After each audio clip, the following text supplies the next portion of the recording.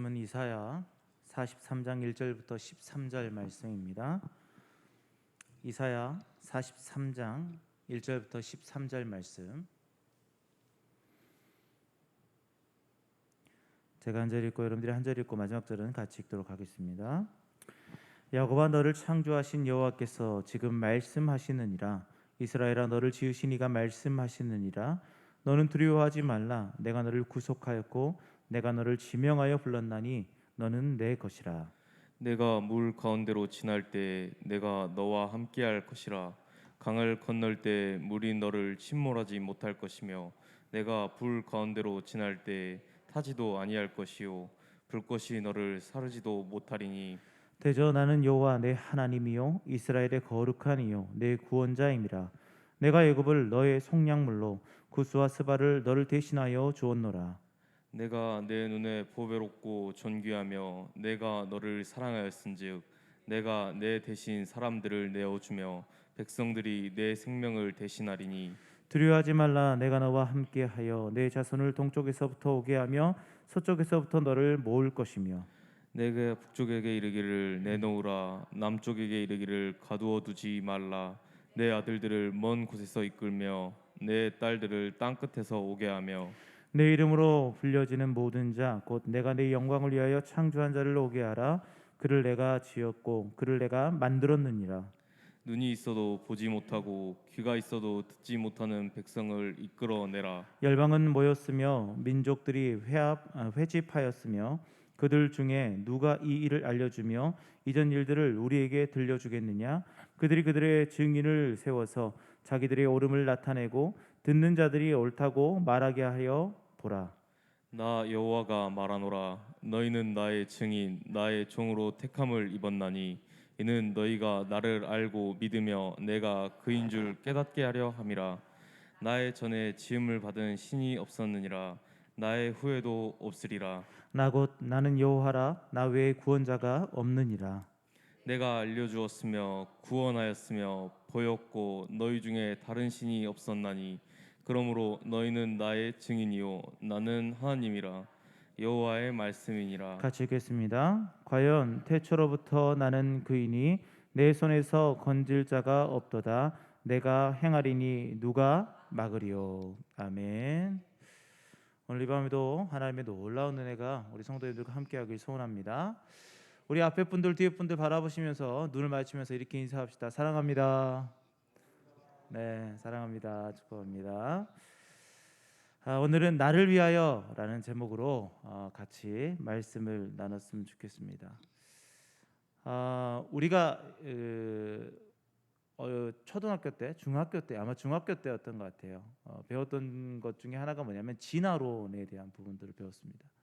근데 저는 학교에 다닐 때 진화론은 열심히 배웠는데 창조론에 대해서는 잘 못 들었었어요. 창조론은 어디 가야 들을 수 있었냐면 교회 가야 들을 수 있었어요.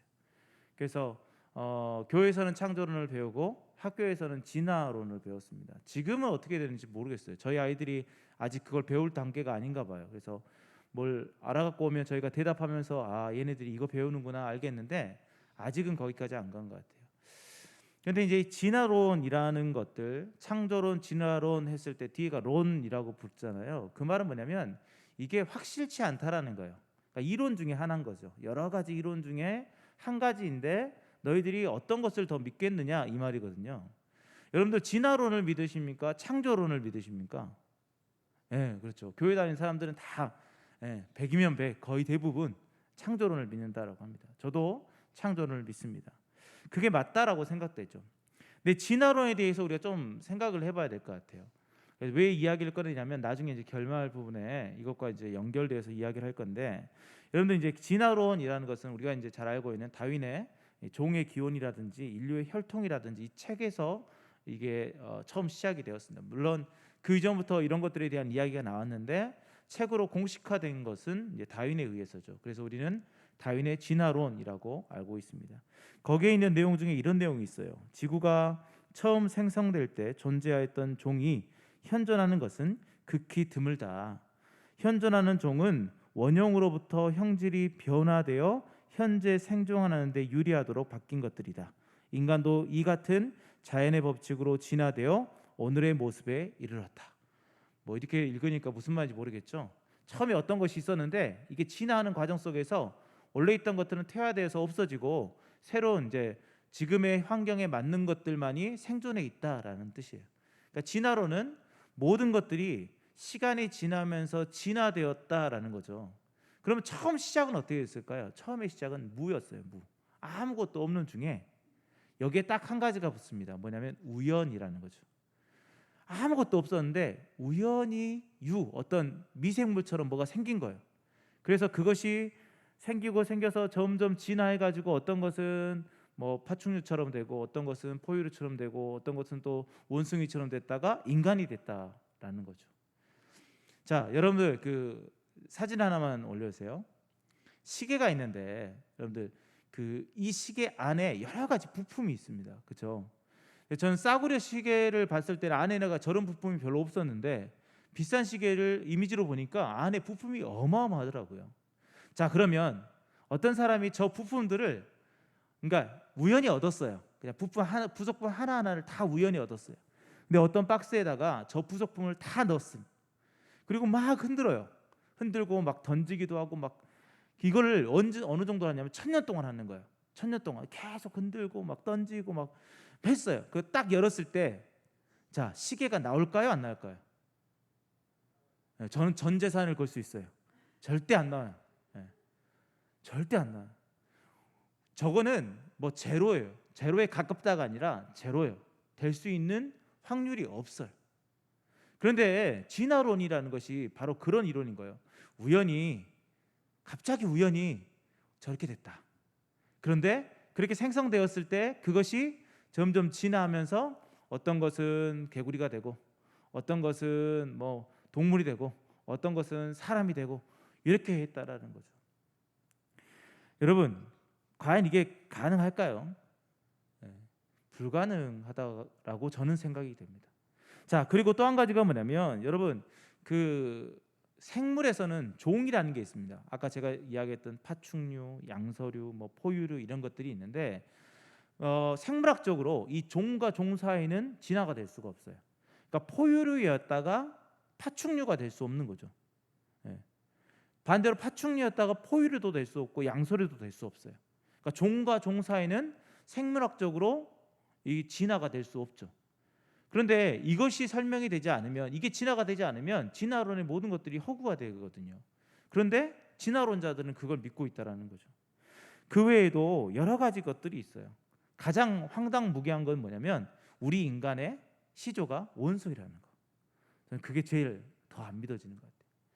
제가 왜 이런 설명들을 하냐면 여러분, 이런 상황 속에서 이 진화론을 믿는 것이 타당할까 이거죠. 근데 저는 아무리 생각해도 안 믿어지거든요. 과학적으로 생각해도 안 믿어지고 뭐 믿음을 가진다고 해도 도저히 믿어질 수가 없는 거예요.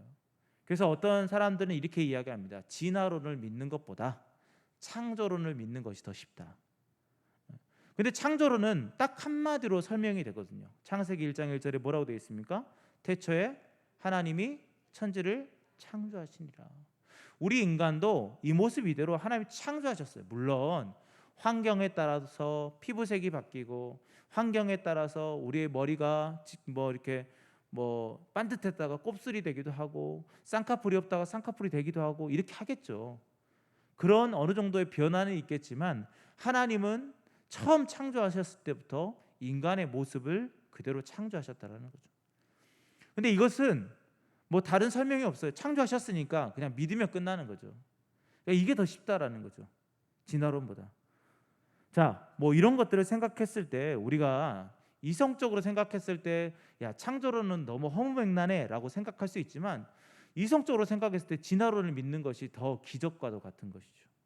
자, 그럼 본문으로 돌아와서 오늘 본문은 어떤 내용이냐면 이 남유다가 이제 멸망의 길로 가게 됩니다.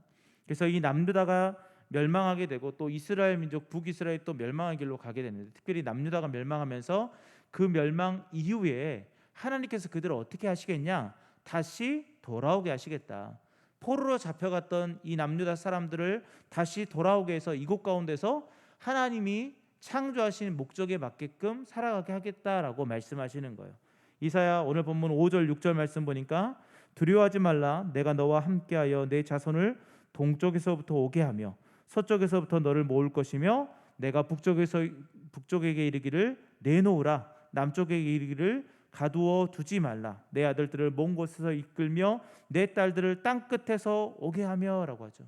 그러니까 동서남북 어디로 붙잡혀 갔든지 어디에 있든지 다시 모아서 하나님이 창조하신 목적에 맞게끔 우리를 보살피겠다라고 약속하시는 거죠.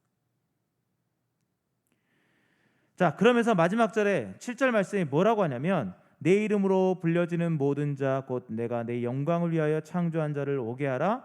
그를 내가 지었고 그를 내가 만들었다라고 얘기합니다. 근데 여기에 어떤 말이 있냐면 내 영광을 위하여 창조했다. 여러분, 하나님이 우리를 창조하신 것은요, 하나님의 영광을 위해 창조하신 것입니다. 그냥 그래, 인간 너무 아름다워, 사랑스러워, 만들자, 이렇게 그냥 만든 것이 아니라 분명하게 하나님 우리를 창조하실 때 하나님의 영광을 위해 창조하셨다라고 말씀하셨어요. 오늘 43장 21절, 본문은 아니지만 그 이후의 말씀이 뭐라고 돼 있냐, 우리가 잘 알고 있는 말씀이죠. 이 백성은 나를 위하여 지었나니 나를 찬송하게 하려 함이니라 라고 얘기했어요. 자, 우리가 이제 뒤에 부분, 하나님이 우리를 창조하신 이유는 하나님을 찬송하기 위해서 우리를 창조하셨습니다 라고 우리가 이야기를 많이 하죠. 그리고 찬송과 예배 강의 때 빠짐없이 나오는 본문입니다. 그런데 우리가 뒤에만 집중하지 말고 이 앞에 부분도 우리가 집중해야 돼요. 거기 뭐라고 쓰였어요? 나를 위하여 지었다. 여기서 나는 누굽니까? 하나님이죠. 하나님. 그러니까 하나님이 우리를 너무나도 사랑하시고 우리를 존귀하게 여기시고 정말 우리를 너무나도 귀하게 여기시기 때문에 우리에게 이런 삶을 허락하시고 우리를 창조하셨다. 우리를 위하여, 나를 위하여, 강홍이를 위하여? 아니죠. 하나님이 우리를 창조하시는 목적은 뭐냐면 하나님 자신을 위해서. 그래서 오늘 제목이 나를 위해서라고 돼 있지만 실은 거기서 나는 누굽니까? 하나님인 거죠. 근데 제가 왜 하나님을 위하여라고 안 하고 나를 위하여라고 제목을 지었냐면 우리가 이걸 오해한다라는 거죠. 나를 위하여 하니까 이게 자꾸 난지 알아요. 그러나 우리가 창조된 목적은 내 자신을 위한 것이 아니라 바로 하나님을 위한 것임을 우리가 반드시 기억해야 된다라는 거죠. 그래서 우리가 하나님을 위하여 창조되었기 때문에 하나님의 뜻대로 살아야 되는 거예요. 내 마음대로 사는 것이 아니에요.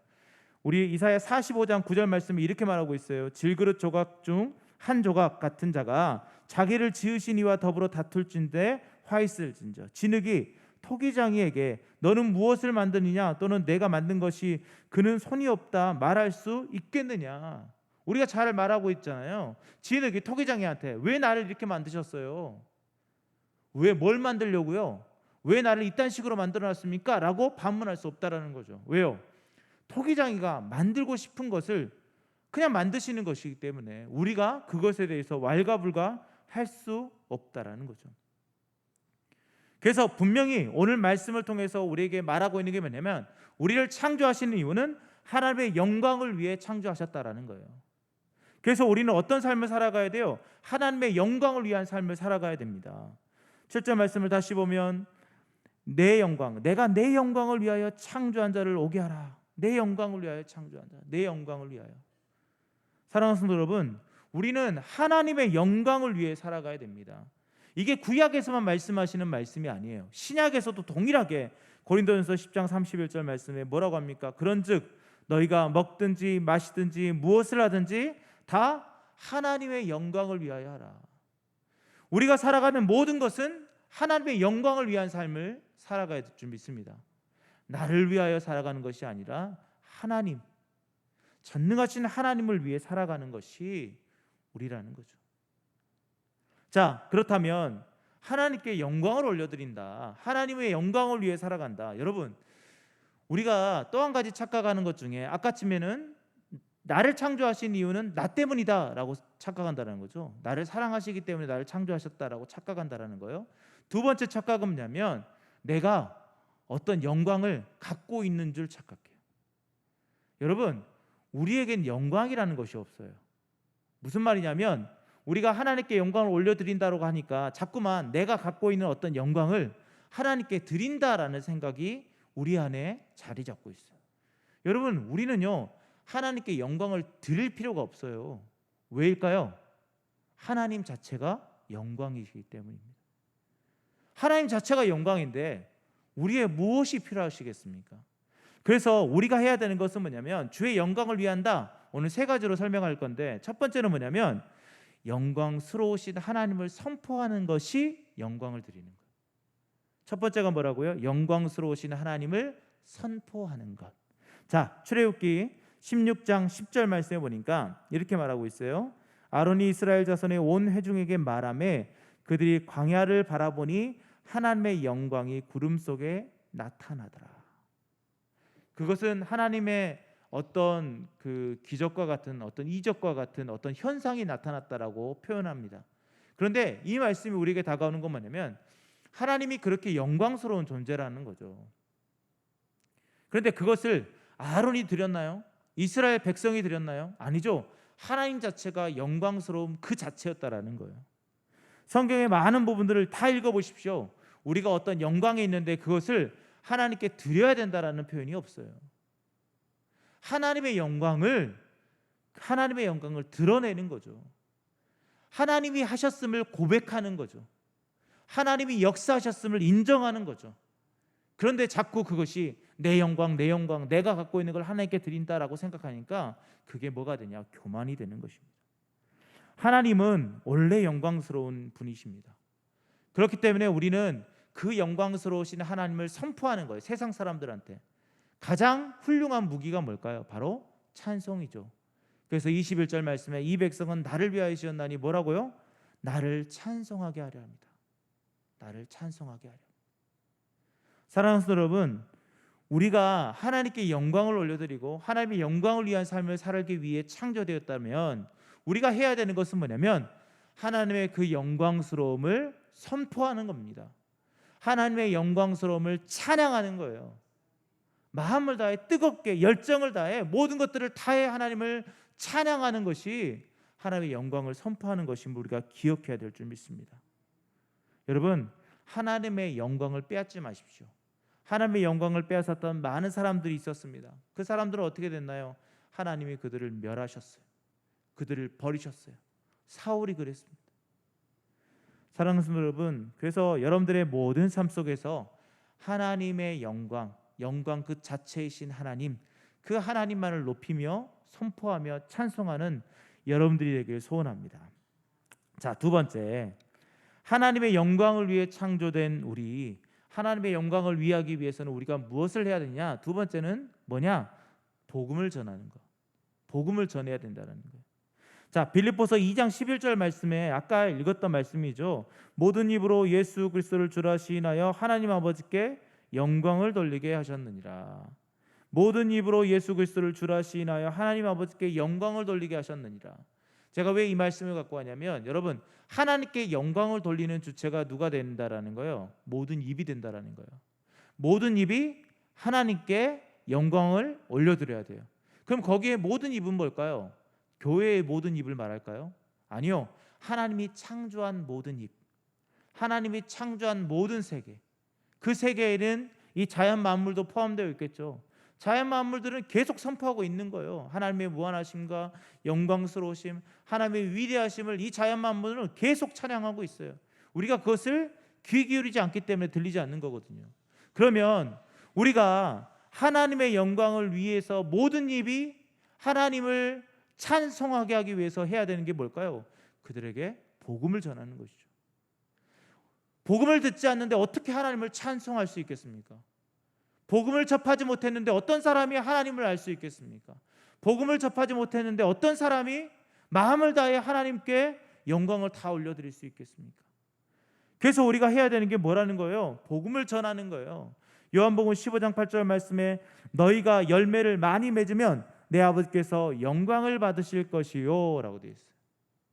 여기서 말하는 열매라는 것은 사랑의 열매 뭐 되겠죠. 성령의 열매 이런 것들. 그래서 그 열매도 되겠지만 여기서 말하는 열매가 또 다른 것은 뭐냐면 이 복음의 열매죠. 그래서 전도했을 때 그 사람들로 하여금 복음이 전달되는 것, 또 그들이 예수 그리스도를 믿게 되는 것, 이런 것들까지 다 포함한 것을 이야기합니다.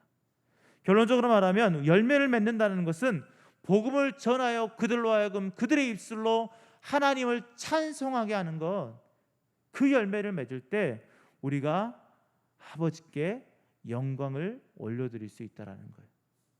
그래서 우리가 해야 되는 것은 무엇입니까? 될 수만 있으면 많은 사람들에게 복음을 전하는 것.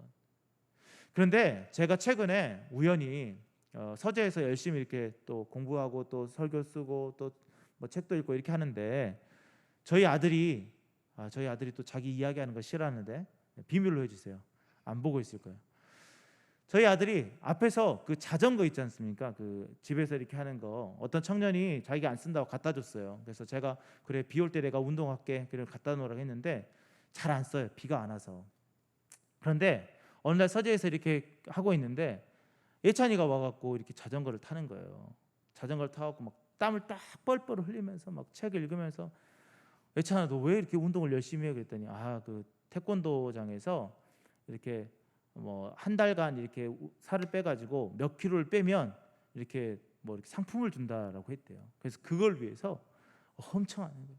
그래서 저녁에 밥 먹는 것도 아빠 저는 조금만 먹을게요. 아빠 엄마 오늘은 라면을 절대 먹으면 안 돼요. 막 이러는 것들이에요. 그래서 엄청 열심히 하더라고요. 그러면서 저는 어떤 생각을 했냐면 야 우리 아들 아이고 다이어트하면 안 되는데 키 크려면 많이 먹어야 되는데 뭐 이런 생각들도 있었겠지만 그 중에 한 가지 생각이 뭐냐면 얘가 이렇게 하는 것이 혹시 나를 보고 따라하는 걸까? 라는 생각이 있어요. 그런데 그런 생각을 하고 있을 때 우리 사모가 밥상에서 이야기하는데 제가 이제 좀 여러 가지 이야기하다 보니까 우리 사모가 그 얘기를 하더라고요. 예찬이가 똑같아. 그 얘기를 하는 거예요. 제가 왜 이야기를 하냐면 여러분 제가 그랬거든요. 제가 시간을 정해가지고 작년에 막 열심히 다이어트 할 때 그때 시간을 정해놓고 그 시간은 꼭 지켰어요. 어떤 일이 있어도 또 먹는 것도 굉장히 열심히 지켰거든요. 먹는 걸 좋아함에도 불구하고 지켰어요. 근데 그것을 저는 아들한테 너 해야 돼, 너 이렇게 해야 돼, 저렇게 해야 돼 안 가르쳤거든요. 근데 우리 아들이 그것을 답습하고 있더라고요. 그대로 하고 있더라고요. 제가 무슨 말을 하고 있냐면 여러분 우리가 전도하는 것은 예수 믿으세요 라고 하는 것만 전도가 아니라 여러분들이 예수 믿는 사람들을 잘 살아내면 여러분들을 통해서 사람들이 변화되는 거예요. 여러분들이 예수 믿는다고 하면서 욕하지 않고 싸우지 않고 그들을 위하고 사랑해주고 또 하나님의 사랑을 정말 그 얼굴로 표현해낼 수 있다면 그 사람들이 주께로 돌아와 하나님을 찬송하게 될 거라는 거죠. 전도라는 것은 우리가 성경 말씀만 전하는 것이 전도가 아니라 여러분들의 삶으로 그리스도인의 삶들을 잘 살아내면 그것이 곧 전도가 될 수 있습니다. 사랑하는 성도 여러분, 그래서 우리가 하나님의 영광을 위하는 삶이 무엇이냐? 바로 복음을 전하는 삶. 입술로도 전하고 여러분들의 모습으로도 전하고 그렇게 해서 많은 사람들로 주께 돌아올 수 있도록 여러분들의 삶이 그렇게 변화되어 가길 소원합니다. 자, 마지막 세 번째, 우리가 하나님의 영광을 위해 창조되었다. 그러면 하나님의 영광을 위해서 살아가야 되는데 그 삶이 뭐냐? 방금 우리가 이야기했던 그 전도와 연관되어 있는 것입니다. 뭐냐? 세상의 빛과 소금의 역할을 감당해야 된다는 거죠. 세상의 빛과 소금의 역할. 우리가 창조의 기사가 있는 창세기 1장 28절 말씀을 같이 한번 읽어보도록 하겠습니다. 하나님이 그들에게 복을 주시며 하나님이 그들에게 이르시되 생육하고 번성하여 땅에 충만하라. 땅을 정복하라. 바다의 물고기와 하늘의 새와 땅에 움직이는 모든 생물을 다스리라 하시니라. 아멘. 자, 이 창조 기사에 보면 여러 가지 말씀들이 있지만 그 중에 중심되는 것은 뭐냐? 생육하고 번성하여 땅에 충만하라라고 얘기하고 있죠. 이게 명령이에요. 물론 생육하고도 번성하고 이 두 개도 굉장히 큰 의미가 있지만 마지막에 있는 이 충만하라는 의미도 굉장히 의미가 있습니다. 특히 이 충만하는 것은 세상에 우리가 그냥 여기 막 좁혀진 세상 속에서 살아가는 것이 아니라 만천하에 퍼지라는 의미가 거기에 있습니다. 그래서 우리가 살아갈 때는 그냥 교회로 모여서 교회에서만 즐겁고 행복하게 살아가는 것을 하나님이 원하시는 것이 아니라 교회에서 은혜 받았으면 이제 세상 가운데로 퍼지라는 거예요. 그게 충만한 거예요. 땅 가운데 충만해져서 그들을 전염시켜 나가는 것이 그리스도인의 삶이거든요. 하나님이 우리를 창조하신 목적이 그것입니다. 그런데 그렇게 하지 못하고 야 모여서 자 우리의 이름을 내고 우리가 열심히 살아보자라고 했던 사건이 있죠. 바로 바벨탑 사건입니다. 그들은 어떻게 했습니까? 언어를 흩으셔가지고 사방으로 흩어버리십니다. 하나님의 창조의 목적에 맞게끔 흩어버린다라는 거죠. 여러분, 우리는요 세상 가운데로 보내심을 받은 사람들입니다. 이스라엘 민족들도 세상 가운데로 보내심을 받은 사람들이었어요. 왜요? 그들을 통해서 야 너희들에게 축복하는 사람들에게 내가 복을 내리겠다. 그렇게 말했잖아요. 그럼 뭐예요? 이스라엘 민족들은 이스라엘 그 땅의 축복을 위해서 그 복을 위해서만 살아가는 것이 아니라 그 이스라엘 주변에 있는 많은 나라들을 위해서도 살아가야 되는 사람들이었다는 거죠. 그런데 그런 삶을 살지 못하면 어떻게 될까요? 제사장의 역할을 감당하지 못하면 어떻게 될까요? 그들이 세상 가운데서 빛과 소금의 역할을 감당하지 못하면 어떻게 될까요? 그들은 쫓겨나게 돼 있는 거예요. 버림받는 겁니다. 어쩌면 남유다가 멸망했던 이유 중에 하나는 제사장 나라임에도 불구하고 제사장의 역할을 제대로 감당하지 못했기 때문일 것입니다. 세상의 빛과 소금의 역할을 잘 감당하지 못했기 때문일 것입니다. 그래서 그들이 세상 가운데는 나가기를 원하셨어요. 그래서 하나님께서는 그들을 흩으셨을지도 모릅니다. 그러나 분명한 사실은 흩으셨지만 다시 모으시는 거예요. 마지막 날에 하나님께서 우리를 부르시는 것처럼 우리를 다시 회복시켜 주시는 거죠. 자꾸만 모여서 문제가 발생하면 하나님은 흩으십니다. 사도행전의 기사를 보면 그들에게 고난이 닥쳤을 때 그들이 예루살렘을 벗어나 열방 가운데로 퍼져나갔습니다. 그것이 복음의 진전이 되었습니다.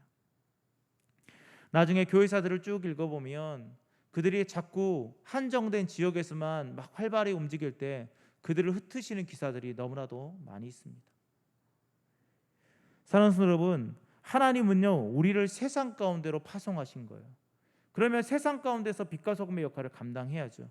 그런데 그 역할을 감당하지 못한다면 하나님은 우리를 사용하실 수가 없습니다. 그래서 다시 한번 우리를 흩으시기도 하고 모으시기도 하고 그러시는 거죠. 그래서 우리가 온전히 주님 안에서 세상 가운데서 그리스도인들의 그 역할들을 잘 감당해 나갔으면 좋겠습니다. 요즘 계속 저녁에 단일 예배 때 로마서를 읽고 있는데 로마서 14장 18절 말씀에 이런 말씀이 있더라고요. 이로써 그리스도를 섬기는 자는 하나님을 기쁘시게 하며 사람에게도 칭찬을 받느니라. 아멘. 제가 늘 기도하는 것 중에 기도 제목 첫 번째가 뭐냐면 하나님 앞에 동역자 앞에 부끄럽지 않은 사역자가 저의 기도 제목입니다. 근데 그 말이더라고요. 하나님을 기쁘시게 하는 건 하나님 앞에 부끄럽지 않으니까 하나님께서 기뻐하시겠죠. 그리고 사람들 동역자들에게 부끄럽지 않다. 그들의 칭찬받는다. 여러분 우리가 세상 가운데서 이런 삶들을 살아야 그들이 하나님께로 올 수 있어요. 우리가 그런 삶들을 살아야 세상이 썩어지지 않습니다. 우리가 그런 삶을 살아야 세상이 어둡지만 하나님께로 나아가는 그 길들을 우리가 보여줄 수 있는 것입니다. 그래서 우리는 세상 가운데 파송됐음을 기억하고 세상의 빛과 소금의 역할들을 잘 감당해 나가길 소원합니다. 자, 이제 말씀을 정리합니다. 여러분, 하나님 우리를 창조하셨을 때 내 자신을 위해서 창조하신 것이 아니라 하나님의 영광을 위해 창조했음을 기억하십시오. 우리는 우리를 위해 존재하는 것이 아니라 하나님의 영광을 위해 존재한다는 것을 분명히 기억하십시오. 그래서 영광스러우신 하나님을 늘 선포하는 여러분들이 되시고 또 그 많은 입들이 모든 입들이 하나님을 찬송할 수 있도록 많은 사람들에게 여러분들의 삶과 또 입술을 통해서 복음을 전하는 삶들을 살아가시길 소원합니다. 그래서 세상이 변질되지 않는 그 중심에 여러분들이 서 있었으면 좋겠습니다. 그러나 우리가 기억해야 되는 것은 뭐냐면 하나님 우리를 창조하시고 우리가 비록 어려움 가운데 흩어질 수도 있고 우리가 힘들고 어려운 환경 가운데 거할 수도 있습니다. 그러나 분명한 사실들은 하나님이 다시 회복시켜서 그 역할을 감당하게 하신다라는 거예요. 그래서 나에게 정말 내 스스로가 실망스러울 수 있어요. 하나님, 저는 하나님의 영광을 위해 살아가야 되는데 저는 그렇게 살지 못하고 있는 것들이 너무나 부끄럽습니다. 그때 어떻게 해야 될까요? 하나님께 기도하는 거예요. 하나님, 제가 이렇게 부족합니다. 그럼 하나님이 어떻게 할까요? 다시 오셔서 회복시켜 주시는 겁니다. 다시 불러주시는 겁니다. 다시 모이게 하십니다. 다시 회복시켜 주셔서 어떻게 해요? 하나님의 영광을 드러내는 삶들을 살도록 하나님께서 이끌어 가신다라는 것을 기억했으면 좋겠습니다. 마지막으로 여러분, 하나님은 여러분들을 하나님의 영광을 위해 여러분들을 창조하셨다라고 말씀드렸는데, 그 영광을 드리는 가장 중심에 뭐가 있냐면 하나님의 자녀가 있습니다. 그러니까 우리를 또한 자녀로 부르셨음을 기억하시기 바랍니다. 그래서 오늘 본문에서도 계속 이야기하고 있는 게 뭐냐면, 너는 두려워하지 말라. 내가 너를 구속하였고 내가 너를 지명하여 불렀고 너는 내 것이다 라고 말하고 있는 것입니다. 우리는 하나님의 자녀로 하나님의 것임을 기억하십시오. 내 것이 아닙니다. 하나님의 것입니다. 그것을 기억하시면서 늘 변함없으신 하나님 앞에 온전히 나아가서 하나님의 영광을 드러내는 우리 모든 성도님 되기를 예수님의 이름으로 축원드립니다. 기도하겠습니다. 하나님, 우리가 창조된 것은 나를 위한 것이 아니라 하나님을 위한 것임을 기억하길 원합니다. 우리는 자꾸만 내 자신을 위해서 창조되었다라는 생각 때문에 내 마음대로 내 뜻대로 모든 것들을 관철시키려고 하고 하나님께 나의 것들만 요구하지 않습니까? 하나님 용서해 주시고 이제는 나를 위해 사는 것이 아니라 하나님의 영광을 위해 살아가게 하여 주시옵소서.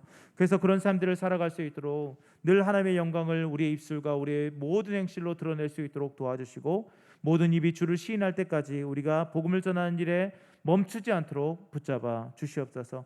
그리고 세상 가운데 빛과 소금의 역할들을 잘 감당함으로 말미암아 하나님의 영광이 우리를 통하여 드러날 수 있도록 도와주시옵소서. 모든 걸 믿사오며 예수님의 이름으로 기도하였습니다. 아멘. 자,